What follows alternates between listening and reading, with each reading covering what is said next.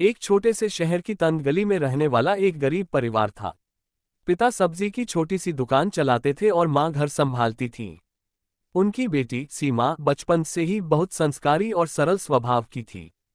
हर सुबह वह मंदिर जाती, दिया जलाती, तुलसी को जल चढ़ाती और घर में पूजा पाठ करती।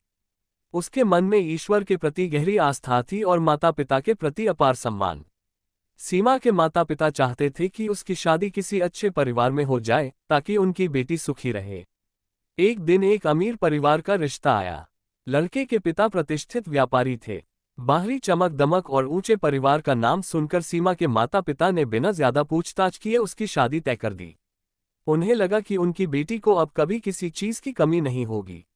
शादी के बाद सीमा एक बड़े घर में पहुंची, लेकिन वहां की सच्चाई बहुत कड़वी थी। उसका पति रोज शराब पीता, छोटी छोटी बातों पर लड़ता झगड़ता और सीमा को अपमानित करता। घर की दौलत के बावजूद सीमा का जीवन सूना और दुखों से भरा था। हर रात वह चुपचाप रोती और हर सुबह मंदिर जाकर भगवान से अपने दर्द की शिकायत करती।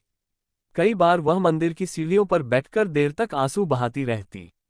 एक दिन उसके मन में विचार आया कि वह ये रिश्ता छोड़ दे और अपने माँ बाप के पास लौट जाए। लेकिन फिर उसे अपने माता पिता का चेहरा याद आया। वे कितनी उम्मीदों से उसे विदा कर चुके थे। वह उन्हें दुखी नहीं करना चाहती थी। तभी उसने एक साहसिक निर्णय लिया, रोने के बजाय वह खुद को मजबूत बनाएगी। सीमा ने पढ़ाई शुरू की।